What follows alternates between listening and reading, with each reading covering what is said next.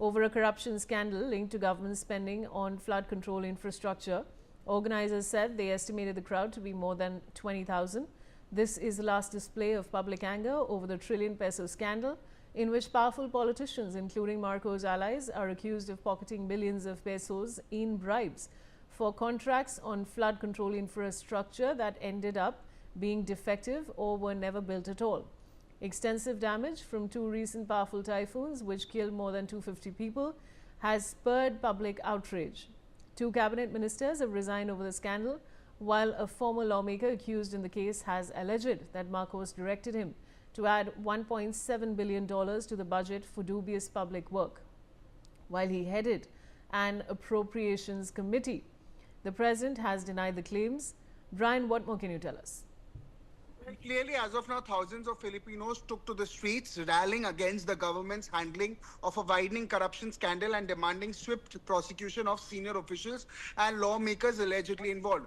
Now, left-wing groups gathered at Manila's main park calling for the resignation of key government figures and even urging the imposition of the death penalty for those they say have undermined the country's democracy itself. Even President Ferdinand Marcos Jr. has been attempting to quell public anger over the massive scandal linked to substandard or non-existent flood control projects across the archipelago, which is particularly vulnerable to deadly flooding and extreme weather itself. Nearly 17,000 police personnel were also stationed across Metro Manila to maintain order during their demonstrations.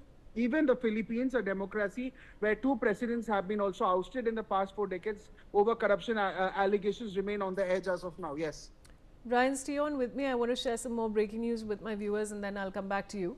Now, the rally in Manila was organized by the People's Movement Against Corruption, or KBKK, began at the Luneta National Park in Manila on Sunday, with protesters marching onto the presidential palace. Some carried an effigy of Marcos and Vice President Sara Duterte, depicting the politicians as crocodiles and dubbed the corrupt crocodile.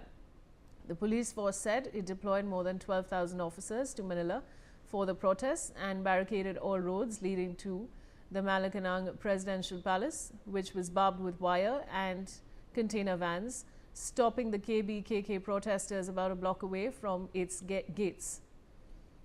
Brian, am I audible to you? All right, viewers, we'll try and reconnect with my colleague Brian, but you can see the visuals on your screen of this particular rally, which has been organized in Manila by the People's Movement Against Corruption. And this began at the Luneta National Park, and I do have Brian back with me. Brian, we're talking about the rally in Manila. What more can you tell us? Well, yes, as of now, what we are also telling that there were thousands of protesters there itself.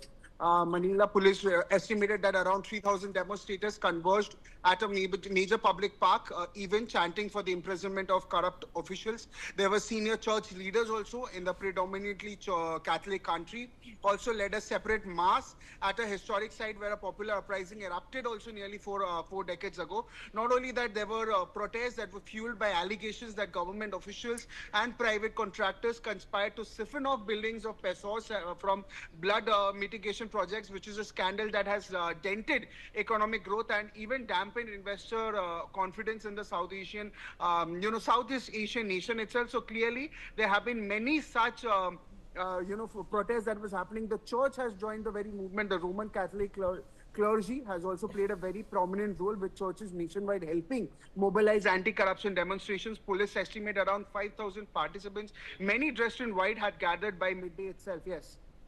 Ryan, stay on with me. Now, Hong Kong authorities say the death toll